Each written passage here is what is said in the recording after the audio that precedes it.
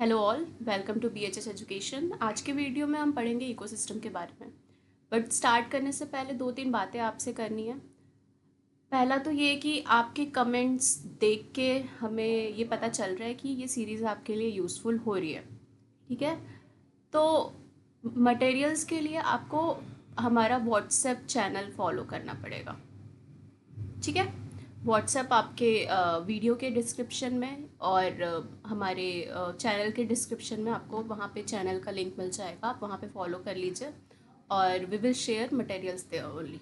ठीक है, और हमें इनकरेज करने के लिए, because we have started this series for you, we are new to YouTube, तो प्लीज़ आप हमें इनकरेज करने के लिए चैनल को आप लोगों के साथ शेयर करिए। ठीक है, this will definitely encourage us to make more video series for you. ठीक है, चलिए स्टार्ट करते हैं। तो इकोसिस्टम की बात करें तो इसका डेफिनेशन ये है कि it is a functional unit of nature where living organism interact with each other and with their physical environment. ठीक है, इकोसिस्टम क्या है? एक फंक्शनल यूनिट है नेचर का। नेचर की जब हम बात करते हैं तो नेचर क्या होता है? नेचर एक ब्रॉड टर्म में सब कुछ होता है। Nature means life on earth. ठीक है, आप लाइफ ऑन अर्थ की बात करते हो तो nature is everything, all the biotic component, animal, plant, सब कुछ A to Z, सारी मिनरल्स। ठीक है, जियोलॉजी, केमिस्ट्री, एटमॉस्फेयर, एवरीथिंग, जो भी आप बात करो, all the things are nature, natural या फिर लाइफ ऑन अर्थ। लेकिन जब हम नेचर की यूनिट के बारे में बात करते हैं, यूनिट मतलब फॉर एग्जांपल कोई बिल्डिंग है, तो बिल्डिंग अल्टीमेटली किससे बना हुआ है? सबसे स्मॉलेस्ट यूनिट अ ब्रिक ईट से बना हुआ है। ठीक है, वैसे ही जो नेचर का यूनिट है दैट इज इकोसिस्टम। नेचर का जो यूनिट है दैट इज इकोसिस्टम। और इकोसिस्टम में होता क्या है? हमें पता चल गया कि it is a functional unit of nature, और जहाँ पे लिविंग ऑर्गेनिज्म इंटरेक्ट करते हैं एक दूसरे के साथ एंड देयर फिजिकल इन्वायरमेंट, और अपने फिजिकल इन्वायरमेंट के साथ। ठीक है, बायोस्फीयर क्या होता है? The global ecosystem made up of all the local ecosystem on earth. ठीक है, for example ecosystem smallest unit हो गई आपका एक्वेरियम जो होता है, एक्वेरियम। ठीक है, एक्वेरियम भी क्या है? एक इकोसिस्टम है। That is a man made या आर्टिफिशियल टाइप ऑफ इकोसिस्टम।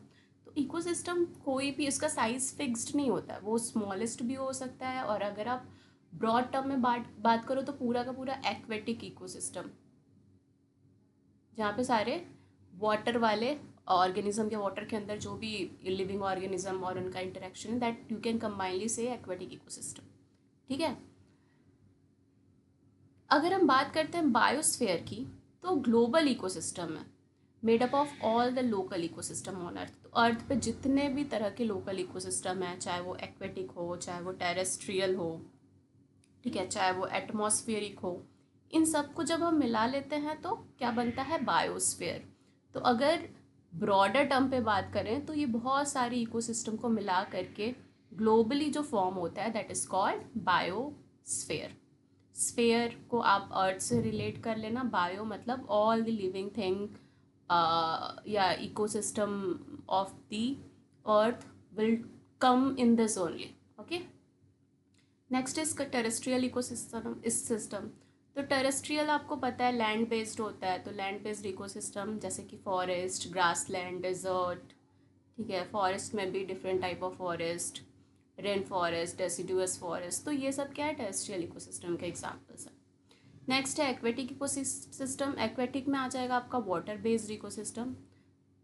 इसमें आप pond, lake, river, wetland, estuaries, ocean, sea, ठीक है, ये सब कुछ आ जाएंगे जहाँ पे भी वाटर है और वाटर के अंदर लिविंग सिस्टम है, लिविंग ऑर्गेनिज्म है, उनका इंटरेक्शन है, that will consist aquatic ecosystem. Man made ecosystem, हमने बात करी एक्वेरियम्स की।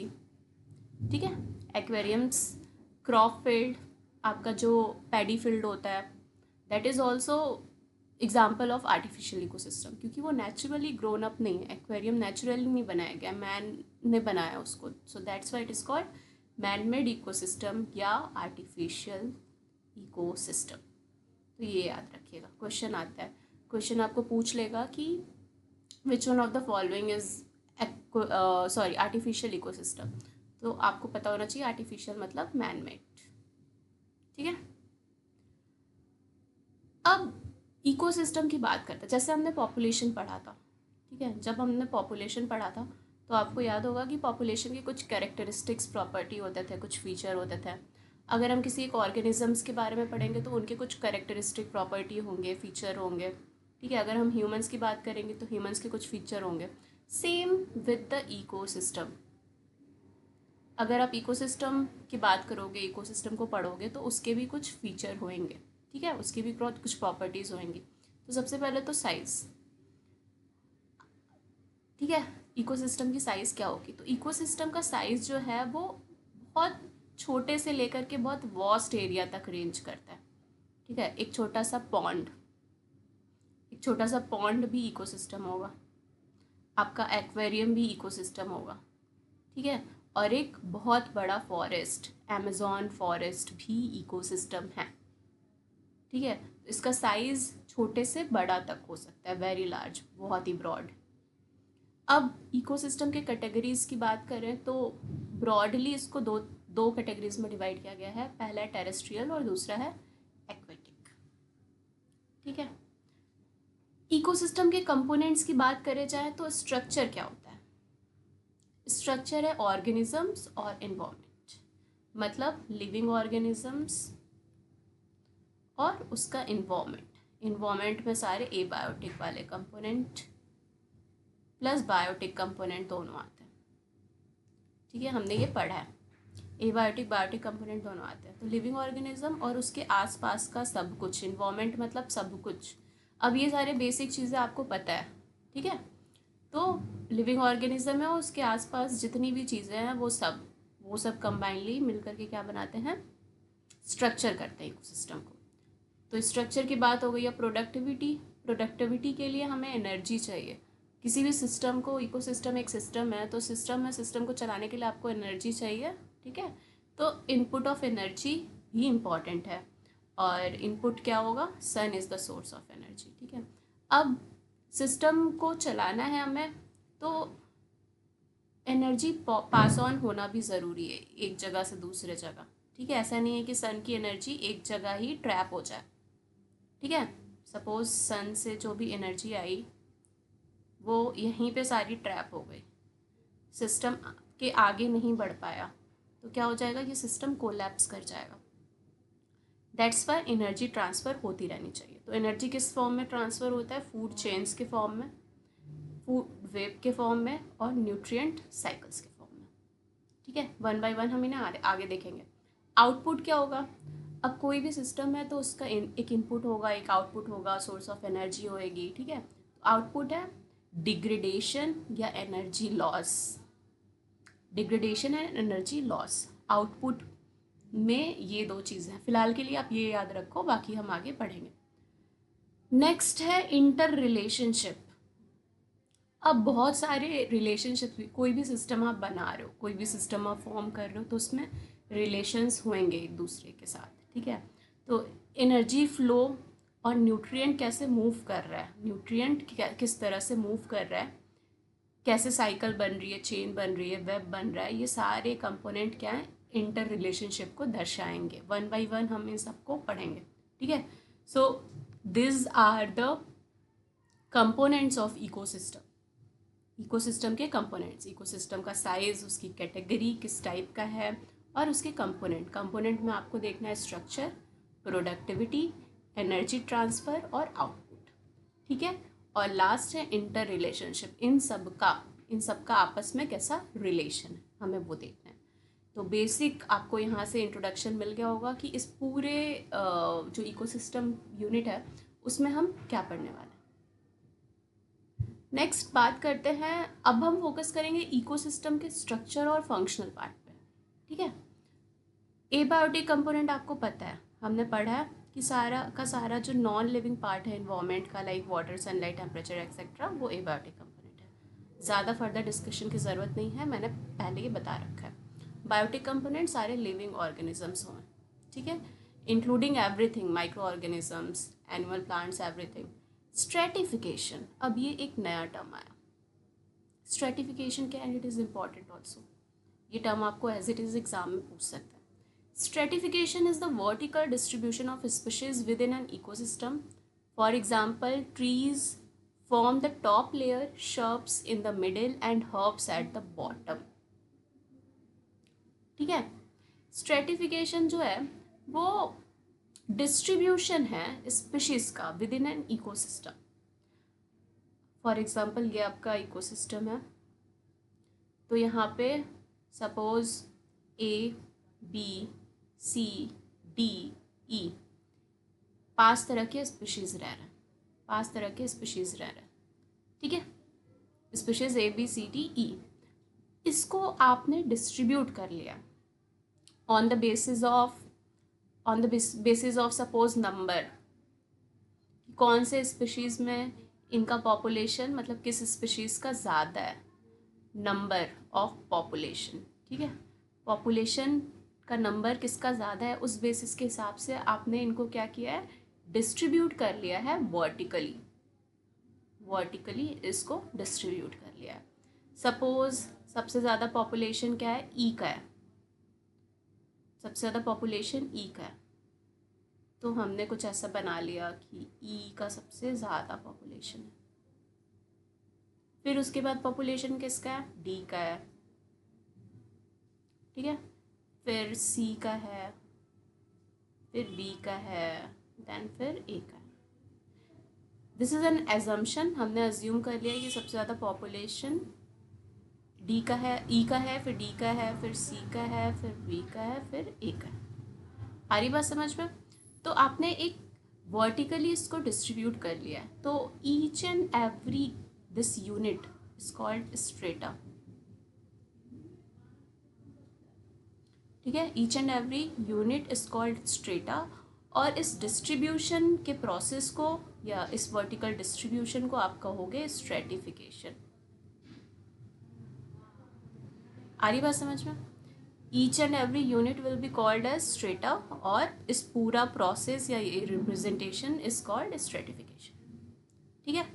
इन्होंने एग्जांपल दे रखा है कि सपोज ट्रीज़ हैं, टॉप लेयर, उनका टॉप लेयर हो गया, श्रब का मिडिल हो गया, हर्ब्स का बॉटम हो गया। तो इन्होंने 3 स्ट्रेटा बनाया,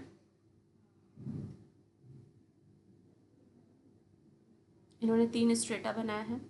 नीचे आया है ट्रीज, नहीं सॉरी हर्ब्स, देन मिडिल में है आपका श्रब्स, और ऊपर है आपका ट्रीज। तो इन्होंने इनका एक स्ट्रेटा बना दिया। तो स्ट्रेटा किसी भी चीज़ का हो सकता है, इनके नंबर का हो सकता है, इनके साइज़ का हो सकता है, इनके अकरेंस का हो सकता है, ठीक है, इनके बायोमास का हो सकता है। So it is a vertical representation. आपको ये याद रखना है कि वर्टिकल डिस्ट्रीब्यूशन है स्पीशीज़ का किसी भी इकोसिस्टम में, that is, and this process of making this vertical distribution is called stratification, ठीक है। And each and every step of this vertical distribution is called strata, important है। Next is species composition, the variety and number of different species and animal species present in an ecosystem. Species composition मतलब वही है कि कितने varieties of species हैं, ठीक है, और उनका नंबर क्या है, different number, that is ecosystem, species composition. कोई भी इकोसिस्टम को हम जब सपोज हमारे पास ये 4 तरह के इकोसिस्टम है, ठीक है, ए बी सी, ये 3 तरह के हैं, ठीक है, मान लेते हैं 3 तरह के इकोसिस्टम है।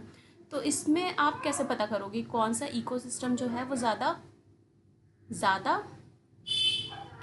फंक्शनल है, या ज़्यादा एक्टिव है, या ज़्यादा इम्पॉर्टेंट है, ठीक है, ये सब चीज़ें आपको फाइंड आउट करनी है। तो इनके बीच में कंपैरिजन के लिए कुछ तो होना चाहिए, कोई तो ऐसी क्राइटेरिया होनी चाहिए कि आप इनको इकोसिस्टम्स को कंपेयर कर सको एक दूसरे के साथ, ठीक है। तो उस कंपैरिजन के लिए species composition is quite important. It is very important because ये हमें बताता है कि कितने वैरायटी ऑफ स्पीशीज़ हैं। सपोज़ ये जो इकोसिस्टम ए है इसके पास 100 वैरायटीज़ ऑफ स्पीशीज़ हैं, बी के पास 50 है, सी के पास 25 है, ठीक है। तो इसका मतलब ए जो होगा वो ज़्यादा फंक्शनल है या ज़्यादा स्टेबल इकोसिस्टम है, ठीक है। क्यों होगा वो हम आगे देखेंगे। तो जितना ज़्यादा स्पीशीज़ उतना ज़्यादा वो इकोसिस्टम हमारे लिए इम्पॉर्टेंट हो जाता है, ठीक है। आपने बहुत सारे न्यूज़ में देखा होगा कि अभी वो हैदराबाद वाला इंसिडेंट था जिसमें फॉरेस्ट काटे जा रहे थे तेलंगाना गवर्नमेंट के द्वारा। तो बहुत सारे लोग प्रोटेस्ट कर रहे थे कि ये इकोसिस्टम सेंसिटिव है और काफ़ी सारे बायोडाइवर्सिटीज़ हैं यहाँ पे, काफ़ी सारे स्पीशीज कंपोजिशन है यहाँ पे, एनिमल्स के, प्लांट्स के, ठीक है, वो सब डिस्ट्रॉय हो जाएगा। तो वो इसीलिए इम्पॉर्टेंट रोल प्ले करता है क्योंकि वहाँ पे ज़्यादा नंबर ऑफ स्पीशीज कंपोजिशन था, ठीक है। अगर स्पीशीज कंपोजिशन कम था तो वो लेस इम्पॉर्टेंट होता, कोई बात नहीं है। कोई भी लैंड है, बैरन लैंड है, तो वहाँ पे भी ऑर्गेनिज्म तो रहते हैं ना, बट स्पीशीज कंपोजिशन कम होता है, तो दैट इज़ फाइन। बट जहाँ पे ज़्यादा स्पीशीज कंपोजिशन है तो वो ज़्यादा इम्पॉर्टेंट इकोसिस्टम या ज़्यादा सेंसिटिव या इकोसिस्टम वो हो जाता है, ठीक है। Now the ecosystem functions, the basic processes that keep an ecosystem running: productivity, decomposition, energy flow and nutrient cycling, ठीक है। इकोसिस्टम के फंक्शंस, इकोसिस्टम का जो फंक्शन होता है वो बेसिकली उसको चलाने का काम करता है, ठीक है। इकोसिस्टम को रनिंग स्टेट में रखता है और इसके ये स्टेप्स हैं कि क्या क्या इकोसिस्टम फंक्शंस में होते हैं: productivity, decomposition, energy flow, nutrient cycling etcetera. आ रही बात समझ में? चल अब आगे देखते हैं। हमने इतना जो अब तक पढ़ा उसका इम्पोर्टेंट कॉन्ट जो है, इम्पोर्टेंट पॉइंट है वो यही है कि बायोटिक और एबायोटिक इंटरेक्शंस होते हैं, ठीक है, और interactions from structural and functioning of ecosystem. और ये इंटरेक्शन जो है फंक्शनिंग के लिए, इकोसिस्टम के फंक्शनिंग के लिए बहुत इंपॉर्टेंट होता है। स्ट्रेटिफिकेशन हमने देखा कि फॉरेस्ट में trees occupy the top layer, shrubs second और हर्ब्स या ग्रासेस जो है वो बॉटम लेयर पे होता है। तो उनका एक वर्टिकल डिस्ट्रीब्यूशन हो गया, वो वर्टिकली डिस्ट्रीब्यूट होगा, ठीक है। दिस प्रोसेस कॉल्ड स्ट्रेटिफिकेशन, ये याद रखना है आपको। फिर इकोसिस्टम एज ए यूनिट जब आप देखोगे तो ये ऑपरेट करता है, इंटीग्रेट करता है, मतलब बहुत सारी चीज़ों को एक साथ इंटीग्रेट करता है। इंटीग्रेशन का मतलब क्या है कि बहुत सारी चीज़ों को एक साथ जोड़ के रखना, इंटीग्रेशन करना। तो वो सारी चीज़ें क्या हैं, वो इकोसिस्टम की यूनिट्स क्या हैं? प्रोडक्टिविटी, प्रोडक्टिविटी बेसिकली क्या होता है? इनपुट होता है कि एनर्जी जो आ रही है उसको हमें, एनर्जी को क्या करना है? कंज्यूम करना है, रखना है, होल्ड करना है। तो this process called productivity. Decomposition क्या होता है कि हमें रिलीज़ करना है। कोई भी एक साइकिल चल रही है तो उस साइकिल को चलाने के लिए एक ऐसा फेज़ होता है जहाँ पे सारी चीज़ें टूटती हैं, डिकम्पोज होता है, डिग्रेडेट होता है, ठीक है, सो दैट वो वापस से जुड़ सकें, वापस से बन सकें। तो this process is called decomposition, जहाँ पे ब्रेकिंग डाउन होता है सारे डेड मटेरियल का, ताकि न्यूट्रिएंट जो है वो रिलीज़ हो जाए सारा का सारा इन्वायरमेंट में again, and then producers will use it as a like nutrient again, ठीक है। एनर्जी फ्लो, बाकी एनर्जी फ्लो होते रहेगा सिस्टम तभी रन कर पाएगा। Movement of energy through trophic levels, nutrient cycling, reuse of minerals and nutrients, जैसा कि मैंने यहाँ पे बताया। तो ये क्या है? फंक्शनल यूनिट्स हैं इकोसिस्टम के। अब पॉन्ड को हम एक मॉडल इकोसिस्टम का एग्जांपल लेते हैं। तो एक इकोसिस्टम क्या होता है? वो सेल्फ सस्टेनिंग होता है, मतलब सब कुछ वो खुद ही करेगा, वो एक्सटर्नली किसी और चीज़ पे डिपेंडेंट नहीं है, ठीक है। तो सेल्फ सस्टेनिंग एक्वेटिक इकोसिस्टम होता है पॉन्ड। इसमें एबायोटिक एलिमेंट्स क्या होते हैं पॉन्ड में? वाटर हुआ, डिजॉल्व सब्सटेंस जो भी ऑर्गेनिक और इनऑर्गेनिक मटेरियल पानी में डिजॉल्व है वो, सनलाइट और वहाँ का क्लाइमेट। ठीक है, यहाँ पे हम एक पॉन्ड की स्टडी कर रहे हैं। पॉन्ड पॉन्ड जो है वो हमारा एक मॉडल इकोसिस्टम है और हम उसमें देख रहे हैं कि अलग अलग कंपोनेंट क्या होगा। तो सेल्फ सस्टेनिंग एक्वेटिक इकोसिस्टम हो गया ये सारे एबायोटिक एलिमेंट हो गए। ऑटोट्रॉप यानी कि प्रोड्यूसर्स क्या होंगे इसमें, जो प्रोड्यूस करेंगे, जो एनर्जी सन एनर्जी को फिक्स करेंगे, that is phytoplankton and algae and aquatic plants. तो फाइटोप्लैंक्टन, एल्गी और aquatic plants, they all are the producers of this model pond ecosystem. Next is consumer. अब इन पे जो कंज्यूम करेंगे they will called as consumers. Zooplankton, swimming and bottom dwelling animals, सारे fishes, सारे animals जो भी इनको कंज्यूम करेंगे they will be consumers. Either they are consuming it directly और इनडायरेक्टली। ठीक है, वो फिर अलग बात हो गई कि क्या डायरेक्ट कंजप्शन है, इनडायरेक्ट कंजप्शन है। तो सेकेंडरी टर्शरी कंज्यूमर के accordingly we will divide it. Last one is decomposers. तो वहाँ पे फंजाई होगा, बैक्टीरिया होगा, फ्लैचुलेट्स होंगे बॉटम सेडिमेंट में, जो कि डिकम्पोजिशन का काम करेंगे। जो इतना भी डेड और डीके मटेरियल होगा उसको ये क्या करेंगे, डिकम्पोज करेंगे और न्यूट्रिएंट को रिलीज करेंगे एटमॉस्फेयर में। ठीक है, रिलीज इन मीडियम अगेन। ठीक है, एनर्जी फ्लो यूनिडायरेक्शनल होता है हमेशा। एनर्जी हमेशा एक डायरेक्शन में फ्लो करती है, हमेशा प्रोड्यूसर टू कंज्यूमर फ्लो करेगी एनर्जी, फिर कंज्यूमर टू डिकम्पोजर्स फ्लो करेगी एनर्जी। तो वन डायरेक्शनल फ्लो होता है from sun to producer and ending as heat loss. और लास्ट में कैसे ये खत्म हो जाएगा, हीट लॉस के फॉर्म में। Next is nutrient cycling. Nutrient वही जो ऊपर मैंने बताया कि न्यूट्रिएंट क्या होते हैं, रिसाइकल होते हैं। एक बार सब कुछ मिल करके प्रोड्यूसर उसको बनाएगा और फिर उसके बाद डिकम्पोजर्स उसको रिलीज़ कर देंगे एनवायरनमेंट में। ठीक है, ये एक समरी चार्ट है आपके लिए। यहाँ पे environmental component, biotic, abiotic, we know living and non living component, interactions, biotic and abiotic factor interact to form a characteristic physical structure of each ecosystem. ये दोनों कंबाइनली हो करके क्या बना रहे हैं, एक सिस्टम बना रहे हैं, जिसको हमने इकोसिस्टम कहा, जो कि सेल्फ सस्टेनिंग होता है। ठीक है, मतलब खुद से फंक्शन करता है। स्पीशीज कंपोजिशन, अलग अलग variety of plant and animals. Stratification, vertical distribution of organisms in an ecosystem, और वो आप पे डिपेंड करता है कि आप स्टडी पॉइंट ऑफ व्यू के लिए उनको किस तरह से डिस्ट्रीब्यूट कर रहे हैं। Ecosystem function, productivity, decomposition, energy flow and nutrient cycling, ये 4 चीज़ें इंपॉर्टेंट हैं। पॉन्ड एज ए इकोसिस्टम क्या होता है, सेल्फ सस्टेनिंग एक्वेटिक इकोसिस्टम, जो कि सारे बेसिक इकोसिस्टम फंक्शंस शो करता है। सेल्फ सस्टेनिंग वो इसीलिए क्योंकि वो सारे बेसिक इकोसिस्टम फंक्शंस शो कर रहे हैं। एबायोटिक कंपोनेंट ऑफ पॉन्ड क्या होंगे, ये सारी चीज़ें होंगी। ठीक है, हमने ऊपर देख लिया। ऑटोट्रॉफ्स, प्रोड्यूसर्स होंगे, consumer, zooplankton, free swimming organism, bottom dwellers. Energy एक डायरेक्शन में फ्लो करता है, unidirectional, from sun to autotrophs to consumer to decomposers and then heat loss.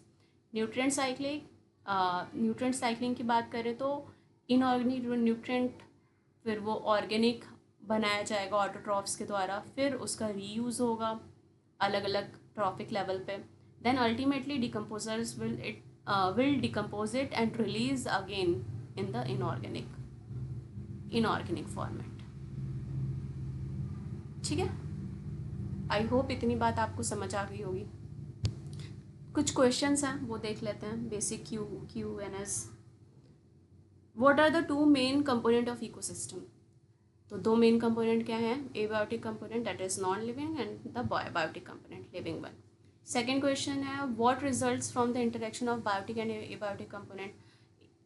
Ultimately क्या हो रहा है, बायोटिक कंपोनेंट इंटरेक्ट कर रहा है एबायोटिक कंपोनेंट से, तो इससे हो क्या रहा है, इससे हो रहा है a physical structure characteristics of ecosystem. ये एक बेसिक स्ट्रक्चरल प्रॉपर्टी है इकोसिस्टम की, ठीक है।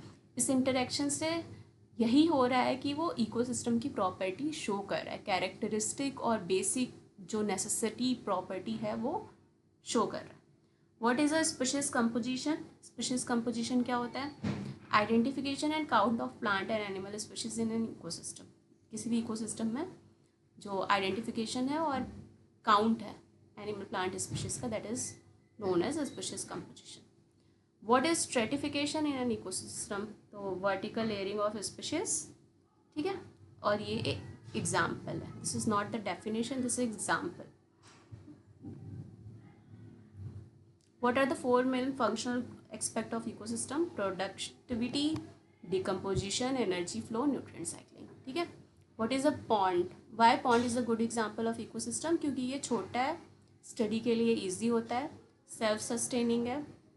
सेल्फ सस्टेनिंग है कि मतलब विदाउट एनी आर्टिफिशियल एंट्रेंस वो क्या कर रहा है, अपने इकोसिस्टम को बैलेंस कर रहा है, खुद से चला रहा है, और डिमॉन्स्ट्रेट करता है सारे के सारे इकोसिस्टम के फंक्शंस को। ये जो सारे फंक्शंस हैं चारों, वो यहाँ पे हो रहे हैं, that's why we consider it a good example. What are the abiotic component of a pond? Pond के एबायोटिक कंपोनेंट्स क्या हैं?